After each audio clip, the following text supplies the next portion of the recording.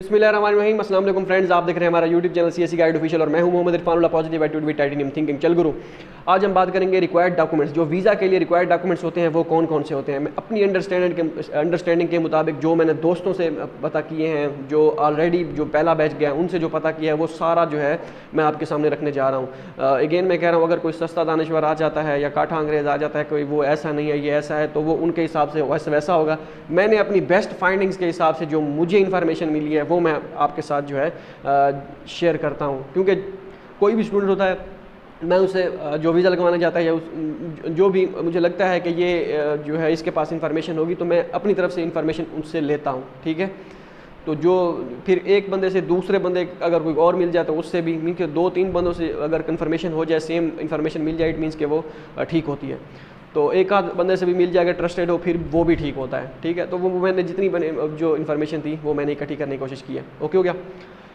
अब डॉक्यूमेंट्स कौन कौन से रिक्वायर्ड है मैंने लिख के नहीं रखे, क्योंकि मैं ऑलरेडी कहता हूँ कि लिख के जब मैं बैठता हूँ तो मुझे भूल जाता है कि वो मैं जो लिखे हुए के चक्कर में, देखने के चक्कर में मैं वो चीज़ें भूल जाता हूँ जो मैं बताना चाहता हूँ। अब जो मेरे माइंड में चल रही हैं सारी चीज़ें वो मैं आपके साथ डिस्कस करूँगा, क्योंकि इस तरह क्योंकि पर्ची वाली आदत नहीं है, लिखा हुआ जो है पढ़ा नहीं जाता, जो फाइंडिंग्स हैं वही हैं। ओके हो गया।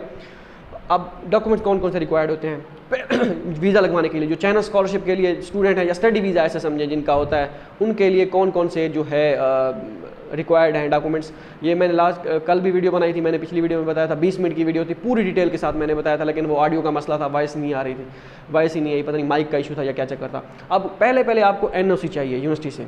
NOC के मैंने आपको बता दिया था कैसे आपने कोशिश करनी है लेने की। NOC पहली चीज़, नो ऑब्जेक्शन सर्टिफिकेट जो होता है वो। अच्छा, ये NOC का मैं बता भी देता हूँ कि NOC है क्या भला। NOC जो है आपने, क्योंकि काफ़ी सारे स्टूडेंट्स को पता है, काफ़ी सारों को नहीं पता, वो पूछ रहे होते हैं कि ये यार ये NOC क्या चीज़ है, ये NOC क्या चीज़ है।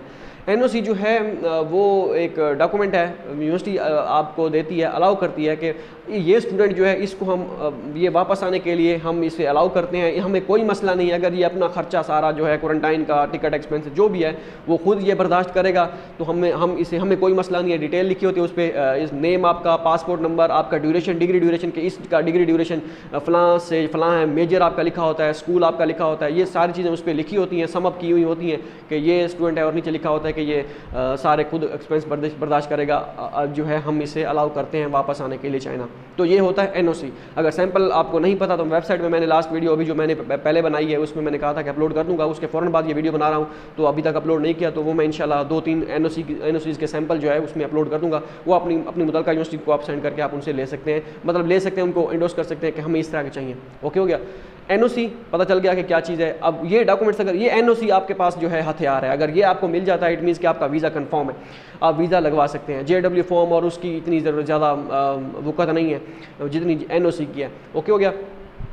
तो ये भी मैं आपको बताता हूँ कि वीज़ा जो हमारे JW फॉर्म पुराने थे वो चलेंगे या नहीं चलेंगे, अब वर्क करेंगे या नहीं करेंगे वीज़ा के लिए। NOC हो गया, आपका पासपोर्ट हो गया, इसके बाद आपके एजुकेशनल डॉक्यूमेंट्स हो गए। एजुकेशनल डॉक्यूमेंट्स में जो है मैं आपको बता दूं, जो अभी फर्स्ट बैच गया है और वैसे भी स्टूडेंट आपको कहते होंगे कि भाई ये मैट्रिक और इंटरमीडिएट के नहीं चाहिए, बैचलर की भी डिग्री नहीं चाहिए। बैचलर की अगर आप मास्टर के लिए अप्लाई कर रहे हैं तो बैचलर की सिर्फ डिग्री चाहिए, ट्रांसक्रिप्ट की ज़रूरत नहीं है। और उसके बाद अगर आप MPhil के लिए, PhD के लिए अप्लाई किया है तो आपको सिर्फ MPhil की डिग्री चाहिए। मीन्स कि आपकी रिसेंट जो डिग्री है, ट्रांसक्रिप्ट भी नहीं, रिसेंट की डिग्री जो है वही HEC से और मोफा से वेरीफाइड होनी चाहिए, आपका वीज़ा लग जाएगा। एजुकेशनल डॉक्यूमेंट्स की बात कर रहा हूँ, बाकी डॉक्यूमेंट्स आगे बताता हूँ।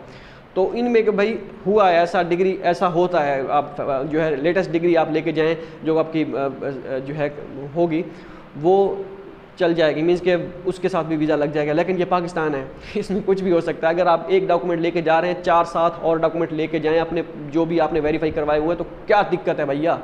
इसी ये ना हो इसी के एक की वजह से या बाकी वो कहेंगे दिखाएं, या कुछ भी हो सकता है यार, कुछ भी हो सकता है। 2019 में जो काफ़ी सारी चीज़ें मेरे साथ ऐसी हुई थी, मैं जो इस तरह का रिस्क नहीं ले सकता। जो भी आप जब जाना है प्रॉपर आपने अपनी सारी डॉक्यूमेंटेशन पूरी करके जानी है। पता है कि भाई इस डॉक्यूमेंट के साथ बगैर वीज़ा लग जाता है, मीन्स के मैट्रिक। अब आपने क्या करना है, मैं आपको क्या सजेस्ट करूँगा, भाई यही टाइम है डॉक्यूमेंट्स वेरीफाई करवाने का। अगर अब आप नहीं करवाएंगे बोर्ड से, आप जब आपकी ज़िंदगी गुजर जाएगी, आप जो है नहीं जाएंगे बोर्ड में डॉक्यूमेंट्स वेरीफाई करवाने। ये आप चाइना जा रहे हैं, इसी चक्कर में आप जो है वेरीफाई भी करवा लेंगे डॉक्यूमेंट्स, बोर्ड का मुंह भी देखाएंगे आप। ठीक है, तो ये सारे करवा लें तो बेहतर है, मैं ये सजेस्ट करूँगा। ओके हो गया, एनओसी हो गया, पासपोर्ट हो गया, उसके बाद डॉक्यूमेंटेशन जो है ये आपने अपनी मैट्रिक और इंटरमीडिएट की जो आपकी डिग्री है, सनद है, डिग्री कह रहा हूँ, सनद जो 2 साल बाद मिलती है, ठीक है, पक्का सर्टिफिकेट अगर कह लें, जो सिंध वाले जो हमारे दोस्त हैं वो कहते हैं, वो कहते हैं कि पक्का सर्टिफिकेट जो होता है, मुझे नहीं पता वहाँ पर क्या टर्म यूज़ होती है पक्का सर्टिफिकेट, हम तो सनद कहते हैं, 2 साल बाद जो मिलती है, वो वाली ओरिजिनल आपने वेरीफाई करवानी है, ठीक है। ये मैट्रिक और इंटरमीडिएट की संदेह हो गई। उसके बाद बैचलर टू ऑनवर्ड जितनी भी आपकी डिग्री और ट्रांसक्रिप्ट है, BCom, DCom, MCom, जितनी भी बला हर बला जो भी आपने की हुई है, BA किया हुआ है, MA किया हुआ है, जो बला भी आपके पास है, ठीक है, वो आपने उसकी डिग्री और ट्रांसक्रिप्ट दोनों चीज़ें आपने ओरिजिनल वेरीफाई करवानी है HEC से, ठीक है। ये हो गया, ये अपने आपके एजुकेशनल डॉक्यूमेंट्स वेरीफाई होने चाहिए। इसके बाद मोफा से, मिनिस्ट्री ऑफ फॉरेन अफेयर्स से, ओके हो गया। ये 3 चीज़ें हो गई, NOC, पासपोर्ट और इसके बाद आपके एजुकेशनल डॉक्यूमेंट्स, ठीक हो गया। अब इसके बाद पुलिस क्लियरेंस सर्टिफिकेट।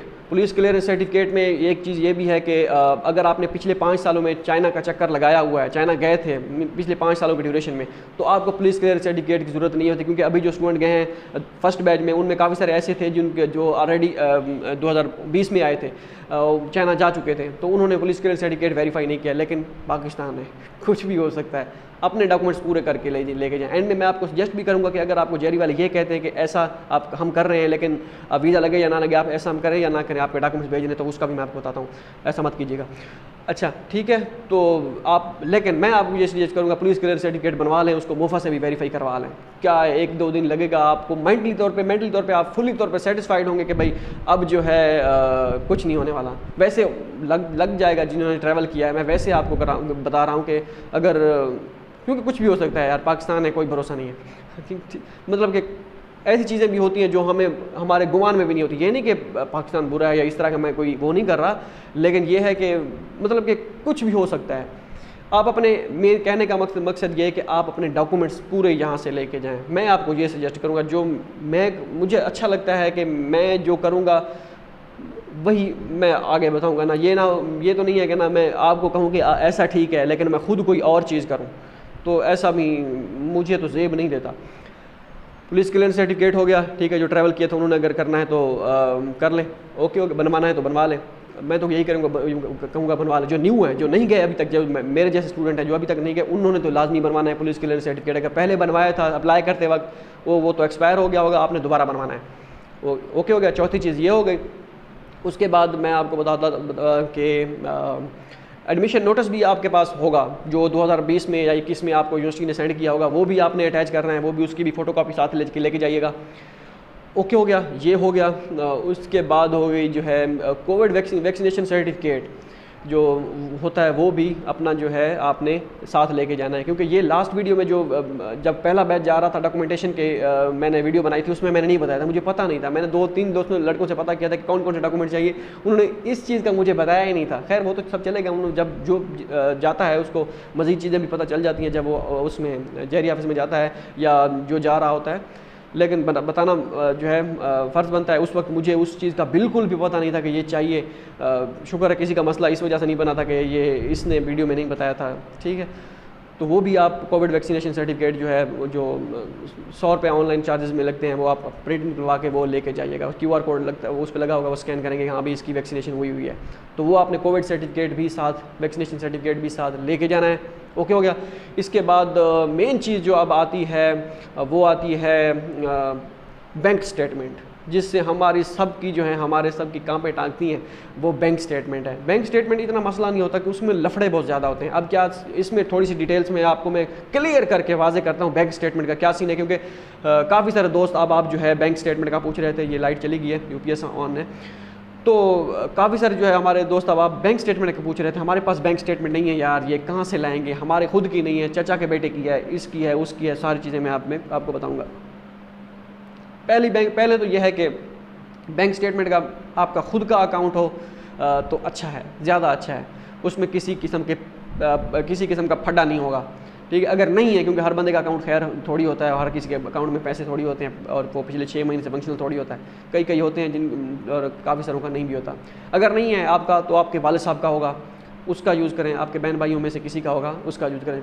अब मैं थोड़ी सी यहाँ पे आपको बता देता हूँ सूरत हाल। 2019 में सितंबर में जब मैं गया था अपने वीज़े के लिए गया था, चाइना नहीं, अप्लाई किया था, उस वक्त जो मैंने यूज़ किया था वाले साहब के अकाउंट पर यूज़ किया था बैंक स्टेटमेंट के लिए, ठीक है।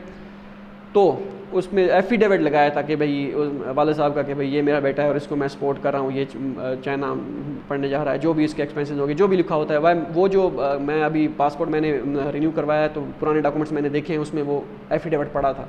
वो मैं कोशिश करूँगा उसका भी सैम्पल वेबसाइट पे अपलोड कर दूँ, अगर किसी को वो चाहिए तो वो भी उससे इस्तेफादा हासिल कर सके, ठीक है। तो वो मैंने यूज़ किया था एफिडेविट, उसमें लिखा हुआ था कि ये मेरा बेटा है और ये जो भी था वाले साहब का लिखा हुआ था। तो वो मैं लेके गया था बैंक स्टेटमेंट के साथ। तो वो मेरी बैंक स्टेटमेंट एक्सेप्ट नहीं हुई थी, क्योंकि वो जो अकाउंट था वो पुराना था वाले साहब का, लेकिन हमने हफ्ता 10 दिन पहले एक्टिवेट करवा के उसमें जो है मुतलका ट्रांजैक्शन जितनी चाहिए थी, मतलब क्लोजिंग अमाउंट 4,50,000 की चाहिए थी, वो हमने उसमें जो है डिपॉजिट करवा दी। तो जब मैं वहाँ पे गया, उन्होंने कहा ये तो आपने अभी डिपॉजिट करवाई है, हमें पिछले 6 महीने से अकाउंट फंक्शनल चाहिए, आपका पिछले ये तो 2 साल पहले आपका बंद पड़ा था, आपने अभी अकाउंट जो है एक्टिवेट करवा के उसमें डिपॉजिट करवा के आप यहाँ पे ले आए, ये नॉट एक्सेप्टेबल, रिजेक्टेड। उन्होंने कहा कि मैंने कहा नहीं, ये तो अभी लड़का करवा के गया है तो उसका तो था। उन्होंने कहा हम आपका वीज़ा जो है आप डॉक्यूमेंट्स कलेक्ट कर रहे हैं, वीज़ा आगे लगे या ना लगे हमारी कोई जिम्मेदारी नहीं है। मैंने कहा करो, कोई मसला नहीं है, ये चीज़ आपने नहीं करनी। अगर उन्होंने डॉक्यूमेंट्स मेरे सबमिट कर लिए लेकिन मेरा वीज़ा नहीं लगा, उसी बैंक स्टेटमेंट की वजह से हो सकता था, उसी की वजह से मेरा वीज़ा नहीं लगा होगा। क्योंकि अगर आपको मैं यही सजेस्ट करूँगा, आप जो मैंने शुरू में कहा था कि मैं आपको अगर जहरी ऑफिस वाले किसी भी डॉक्यूमेंट्स का आपको कहें कि आपका ये डॉक्यूमेंट नहीं है और ये वाला आप चेंज करवा के लाएँ और ये ऐसा होना चाहिए या ऐसा होना चाहिए, अगर आप कहें नहीं ये तो बाकी स्टूडेंट का भी ऐसा है, ये वैसा है, तो वो कहेंगे कि ठीक है हम तो डॉक्यूमेंट्स भेज देंगे, वीज़ा लगे या ना लगे आगे आपकी जिम्मेदारी। आप कहेंगे नहीं कोई मसला नहीं है, जाने दो।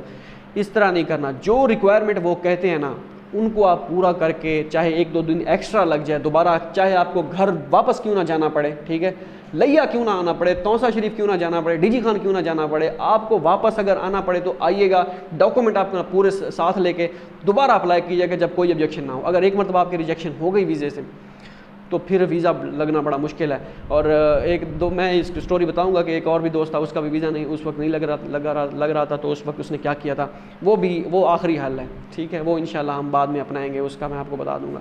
हो सकता है वो काम कर जाए और करेगा, अगर लड़के इकट्ठे हो जाते हैं ना 2-3, वो वर्क करेगा, मतलब कि कोई इस तरह का वो नहीं है, लेकिन वो भी सही तरीकाकार है, लीगल है, कोई इशू नहीं है उसका।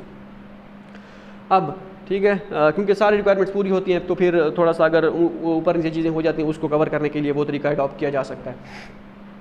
अब ये हो गई खुद की हो, वालिद साहब की अगर होती है तो एफिडेविट वो लगाना होता है। लेकिन अभी रिसेंटली जो है अगर एफिडेविट नहीं लगवाते आप, रिसेंटली जो लड़के गए हैं उनमें से अगर किसी का नहीं था, वालिद साहब का था, तो उन्होंने FRC फैमिली रजिस्ट्रेशन सर्टिफिकेट आपने नादरा से निकलवाना होता है कि उसमें आपके वालिद साहब आप निकलवाएंगे अपना फैमिली रजिस्ट्रेशन सर्टिफिकेट, उसमें आप सारे आ जाएंगे, बहन भाई जितने भी होंगे।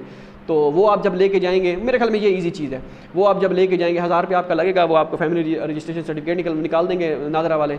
वो फिर फैमिली रजिस्ट्रेशन सर्टिफिकेट आपने वेरीफाई करवानी है मोफा से, वो फिर जहरी ऑफिस में लेके जाएंगे, वो कहेंगे हाँ भाई बैंक स्टेटमेंट शो कराएं, बैंक स्टेटमेंट आप शो कराएंगे, वो कहेंगे किसकी है, आप कहेंगे वालिद साहब की है, तो फैमिली रजिस्ट्रेशन सर्टिफिकेट में आपको दिखा देंगे कि ये मेरे वालिद साहब हैं, वो वहाँ उसको सर्कल कर लेंगे, मीन के उसको हाईलाइट कर देंगे भाई ये इसका अकाउंट है। फिर कहेंगे कि आप फैमिली मेम्बर में से आप कौन से हैं, उनको पता होगा, देख तो रहेंगे कि कौन से हैं, आपसे पूछेंगे कौन से हैं, आप कहेंगे मैं ये हूँ, तो आपको भी सर्कल कर लेंगे, मीन्स के हाईलाइट कर देंगे भाई ये वालिद साहब हैं इनके, और ये जो है ये स्टूडेंट है और ये इसकी बैंक स्टेटमेंट यूज़ कर रहा है। तो इस तरह हो गया, ये तो केस हो गया आपके वालिद साहब का अगर आप यूज़ कर रहे हैं, या बहन भाइयों में से किसी की यूज़ कर रहे हैं, तो ये तो सिंपल हो गया। अगर आप अलाउ किन किन के बैंक स्टेटमेंट, चचा जब जितने होते बेटे होते हैं चचा के, किसी भी चचा के आप उनकी बैंक स्टेटमेंट यूज़ कर सकते हैं। अब मुझे नहीं पता कि फुफो के बेटे की यूज़ कर सकते हैं या नहीं कर सकते, क्योंकि वो फैमिली रजिस्ट्रेशन सर्टिफिकेट में अगर आप देखा जाए तो FRC में वो फुफो वो भी आती हैं। उसके बाद खाला के बेटे की यूज़ कर सकते हैं या मामू के बेटे की यूज़ कर सकते हैं। इन दोनों की मुझे थोड़ी सी कन्फ्यूजन है कि इनका यूज़ कर सकते हैं या नहीं कर सकते। ये आप मैं मज़ीद जहरी ऑफिस कॉल करके पता करूँगा या किसी दोस्त से पता करने की कोशिश करूँगा जिसको इसकी मज़ीद जो है नौहा हो, इन दोनों की यूज़ कर सकते हैं या नहीं कर सकते। बेहतर ये है कि चचा के बेटे की तो जो है एक्सेप्टेबल है, ठीक है। वो कहते यही है कि आप प्रूव कर दें, किसी तरह आप साबित कर दें कि ये आपका खूनी रिश्तेदार है, तो फिर उसकी बैंक स्टेटमेंट आप यूज़ कर सकते हैं। ओके हो गया, आप में से कई सोच रहे होंगे मेरा कोई लेना देना नहीं है, मेरा खुद का है। तो आपका खुद का होगा भाई, जिनका नहीं है मैं उनको बता रहा हूँ। ओके हो गया। अब ये तो बात आ गई आपके अपने फैमिली मेम्बर पे। अगर मिसाल के तौर पर आपने चचा के बेटे की यूज़ करनी है या पुप्पो के बेटे की अगर यूज़ करनी है, या आपको पता चल जाता है कि मामू के बेटे की भी यूज़ कर सकते हैं या खाला के बेटे की भी यूज़ कर सकते हैं, आपने उनको प्रूव करना है। मिसाल के तौर पर मैंने चचा के बेटे की बैंक स्टेटमेंट, पहले मैं अपने जो है वाले साहब की बैंक स्टेटमेंट के साथ गया था, जब पहली मरतबा वीज़ा लगवाने गया था, मेरा रिजेक्ट हो गया था। मैं दोबारा गया, अब अकाउंट फंक्शनल के साथ गया। मैंने कहा शायद अकाउंट का थोड़ा सा इशू हो, क्योंकि वो फ़ौरन एक्टिवेट करवा के कुछ कहते हैं कि हम अगर एक्टिवेट करवा लें उसमें ट्रांजैक्शन डिपॉजिट और विड्रा करते हैं, डिपॉजिट विड्रा करते हैं ताकि बैंक स्टेटमेंट तो उनको पता चले कि ये फंक्शनल अकाउंट है। तो वो कहते हैं नहीं, पिछले 6-4 महीने से चाहिए, 6 महीने का कहते हैं, जो कहते हैं 4 महीने तक भी हो चलेगा। तो इस वजह से 2-3 महीने पहले जब पहला बैच जा रहा था, मैंने आपको कह दिया था कि अपना अकाउंट बनवा लें और ट्रांजैक्शन वगैरह थोड़ी बहुत करते हैं, अगर ज़रूरत हो तो फिर है। ये फुली फंडेड के लिए है या पार्सल के लिए बैंक स्टेटमेंट है, ये भी एक सवाल है, इसका भी मैं आपको जवाब दे दूँगा। ठीक है, तो ये इसको कवर कर लेते हैं बैंक स्टेटमेंट को पहले। अब FRC आपने फिर आप चचा को बेटे के आप यूज़ कर रहे हैं, तो फिर आपको क्या करना होगा, फिर आपके वालिद साहब जो होंगे वो अपने वालिद साहब की जो हो बैंक वो FRC होगी। FRC मीन्स के फैमिली रजिस्ट्रेशन सर्टिफिकेट, मैं FRC यहाँ पे कहूँगा इसको, ठीक है, शॉर्ट टर्म में। वैसे सब कुछ कहता है, मैं भी यही कहूँगा। FRC जो है आपके वालिद साहब जो है अपने वालिद साहब की निकलवाएंगे, मीन्स कि आपके दादा की FRC वो निकलवाएंगे, उसमें आपके वालिद साहब भी होंगे, आपके चचा भी होंगे, आपकी पुप्पो, जितने मतलब उनके ख़ानदान में जितने बंदे होंगे वो सारे होंगे। ठीक है, ये हो गई आपके वालिद साहब के वालिद साहब की, ठीक है, आपके दादा की। फिर क्या होगा, आपने आपके वालिद साहब अपनी फैमिली रजिस्ट्रेशन सर्टिफिकेट निकलवाएंगे जिसमें आप होंगे और आपके वालिद साहब होंगे। ओके हो गया। फिर उस चचा के, अगर आप चचा के यूज़ कर रहे हैं तो फिर वो चचा जिसकी आप यूज़ करना चाहते हैं वो अपनी फैमिली रजिस्ट्रेशन सर्टिफिकेट निकलवाएंगे, या फिर जो है वो जो आपकी दादा की निकलवाई हुई थी उसी में आपके चचा भी आ जाएंगे, तो उसको आप प्रूव कर सकते हैं। लेकिन अगर वो चचा का भी बेटा हो, फिर क्या करना होगा, फिर आपका वो चचा जिसके बेटे की आप बैंक स्टेटमेंट यूज़ करना चाह रहे हैं वो FRC उसकी निकलवाएंगे, वो चचा निकलवाएगा। ठीक है, आपके अपनी FRC, उसमें फिर आप बताएंगे कि उस चचा का ये वाला बेटा है जिसकी मैं बैंक स्टेटमेंट यूज़ कर रहा हूँ, ठीक है, या ये वाली उनकी बेटी है उनकी मैं यूज़ कर रहा हूँ। इस तरह आपने फैमिली ट्री जो है बन जाएगा और आपने साबित करना है कि ये वाला मेरा कज़न है। जब आप ये अब और जितनी ये FRC के सर्टिफिकेट होंगे, आपके दादा का जो होगा वो, आपके वालिद साहब का जो होगा वो, और उसका आपके चचा का जो होगा वो, इन तीनों को आपने क्या करना है, मोफा से वेरीफाई करवाना है। मोफा से वेरीफाई करवा के आपने ले जाना है वहाँ पर। ठीक है, तो ये भी सारी चीज़ें हैं पड़ी। ओके हो गया। अब जब वहाँ पे जब जाएंगे ये तीनों सर्टिफिकेट लेके ये FRC के, वो फिर आपसे पूछेंगे हाँ भाई बैंक स्टेटमेंट है, आप कहेंगे हाँ है, वो कहेंगे किसकी है, आप कहेंगे मैंने चाचा के बेटे की यूज़ कर रहा हूँ। तो वो फिर जो है आपको कहेंगे कौन सा बेटा है, पहले तो वो कहेंगे कि हाँ भाई वो दादा वाली FRC वाला जो है वो पेज दिखाओ, उसमें कहेंगे हाँ भाई आपका कौन से ये वाले साहब हैं, ये वाले साहब हैं, चचा कौन से हैं जिसके बेटे की यूज़ करनी है, ये वाले चचा हैं।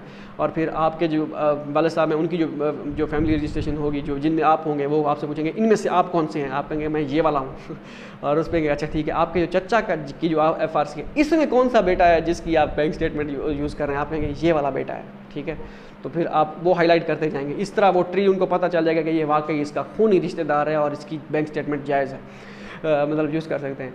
तो इस तरह वो जो है साबित आपने करना होगा बैंक स्टेटमेंट वालों को। बैंक स्टेटमेंट अब फुली फंडेड के लिए है या नहीं है, ये एक सवाल है। जिनकी पार्शल है उनको तो बैंक स्टेटमेंट चाहिए ही चाहिए।